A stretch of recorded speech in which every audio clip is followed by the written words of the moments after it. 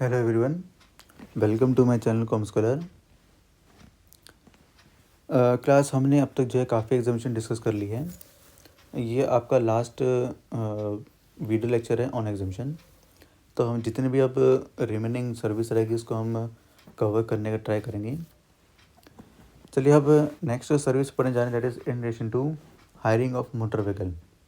Hiring of motor vehicle के में क्या है कि आपके पास कोई मोटर व्हीकल है, आप उसको रेंट पे दे रहे हो, राइट। तो हम वो केस पढ़ रहे हैं।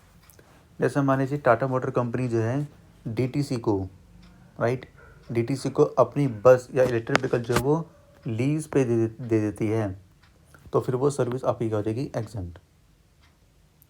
देन कोई भी इंडिविजुअल हो, वो बस या इलेक्ट्रिक व्हीकल को लीज पे दे रहा है, इस बार ये किसको दे रहा है, किसी लोकल अथॉरिटी को दे रहा है जैसे कि एमसीडी, तो भी वो सर्विस आपकी एग्जम्प्ट होगी।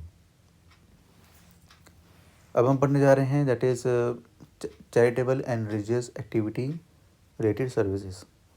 ध्यान से देखिए स्टूडेंट, पहले पढ़ रहे that is charitable religious trust जो रजिस्टर्ड है और वो सर्विस दे रहे हैं, service of training coaching in recreational activities.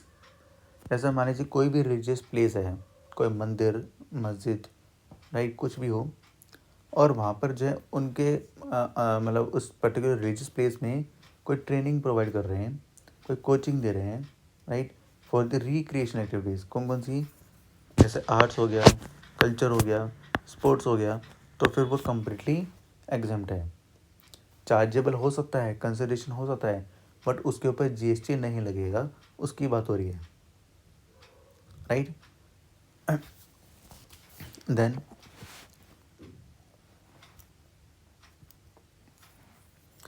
अगर मान लीजिए रजिस्टर्स रजिस्टर्ड हैं और ये फॉलोइंग एक्टिविटीज़ कर रहे हैं, कौन कौन सी, जैसे कि पब्लिक हेल्थ, किस केयर काउंसलिंग कर रहे हैं, पब्लिक अवेयरनेस कर रहे हैं।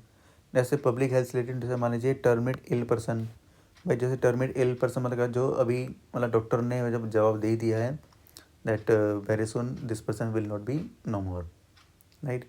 तो देखते हैं कि भी कुछ जो बच्चे के जो दिन है उसके भी तो हंसी खुशी निकालते हैं उसके लिए, तो कुछ काउंसलिंग वगैरह होती रहती है, राइट, या फिर उनको उनसे रिलेटेड कुछ एक्टिविटीज़ वगैरह करा देते हैं, या फिर जो डिसीज़ है एचआईवी जो इफ़ेक्टेड है, राइट, या फिर एचआईवी से रिलेटेड अवेयरनेस कराते हैं कि इसके साइड इफ़ेक्ट क्या है क्या नहीं है, जो भी कुछ है वो सब बताते हैं। या फिर एडवांसमेंट ऑफ योगा या रिलीजन हो गया, तो उस केस में भी चैरिटेबल एक्टिविटीज़ में आ गया आपके। एडवांसमेंट ऑफ एजुकेशन प्रोग्राम करते हैं, किसके लिए कर रहे हैं, और ऑर्फन में कर रहे हैं, अब्यूज़ पर्सन के लिए कर रहे हैं, प्रिजनर के लिए कर रहे हैं, सीनियर सिटीज़न के लिए कर रहे हैं, तो वो चैरिटेबल एक्टिविटी में काउंट होगा। या फिर वो एक्टिविटीज़ कर रहे हैं relation to preservation of environment, wild life, forest, watershed, तो ये सब आपके चैरिटेबल एक्टिविटीज़ में काउंट होते हैं, राइट। ये बेसिकली क्या करते हैं, जैसे मान लीजिए कोई भी रिलीजियस प्लेस है, वो लोगों से डोनेशन लेते हैं, क्यों लेते हैं, और बोलते हैं उनको कि हम जो है ये सब एक्टिविटीज़ करा रहे हैं इसलिए हम आपसे डोनेशन ले रहे हैं, राइट। तो वो उस पर जो है वो आपका जीएसटी नहीं होगा, एग्जम्प्ट है। अब बात कर रहे हैं, मान लीजिए कोई चैरिटेबल रजिस्टर है, मतलब ट्रस्ट जो है वो अंडर सेक्शन 12AA में कवर होता है। बेसिकली 12AA आपका जो है इनकम टैक्स एक्ट की बात हो रही है, राइट। तो अगर कोई ऐसा रिलीजियस ट्रस्ट है उनकी बात हो रही है जो कि अंडर सेक्शन 12AA को फॉलो करते हैं। 12AA क्या है उस पर मैं ज़्यादा डिस्कस नहीं करना चाहूँगा, क्योंकि हम पढ़ रहे हैं एग्जामिशन, तो हमें बस पढ़ना है कि एग्जामिशन के टैक्सेबल उस पर ध्यान देना है आपको। अगर मान लीजिए कि ऐसे चैरिटेबल रिलीजियस ट्रस्ट अगर स्पेसिफाइड करा रहे हैं, स्पेसिफाइड कौन सी, ये सब, तब तो वो एग्जाम्प्ट है। ट्रेनिंग या कोचिंग कर रहे हैं तो भी एग्जाम्प्ट है। अगर उनका खुद का स्कूल है या कॉलेज है, कॉलेज रन कर रहे हैं, तो वो भी सारी एक्टिविटीज़ उनकी एग्जाम्प्ट हो जाएगी। खुद अपना हॉस्पिटल रन कर रहे हैं तो भी एग्जाम्प्ट है। अगर कोई अपना रिलीजियस प्लेस को रेंट पे दे रहा है, किसके लिए, फॉर रिलीजियस सेरेमनी के लिए, तो भी वो आपका एग्जाम्प्ट हो जाएगा। बट नेक्स्ट क्लास ये अभी भी नया अमेंडमेंट है। मान लीजिए कोई रिलीजियस प्लेस, अगर उसका रेंट का रूम पर डे कितना है, 999 है, अप टू 999, तब तो एग्जाम्प्ट है, अदरवाइज टैक्सेबल। हॉल रेंट का रूम जो है 4 टाइम्स 9, यहाँ तक अगर लिमिट है तब तो एग्जाम्प्ट है, otherwise taxable. Same for shop rent. अगर रिलीजियस ट्रस्ट अगर कोई होटल रन कर रहे हैं तो भी उनकी सारी सर्विस एग्जम्प्ट है। ओल्ड एज होम चला रहे हैं तो भी सर्विस आपकी एग्जम्प्ट हो जाएगी। रिलीजियस जर्नी जैसे 4 धाम यात्रा करा रहे हैं तो भी आपकी सर्विस एग्जम्प्ट हो जाएगी।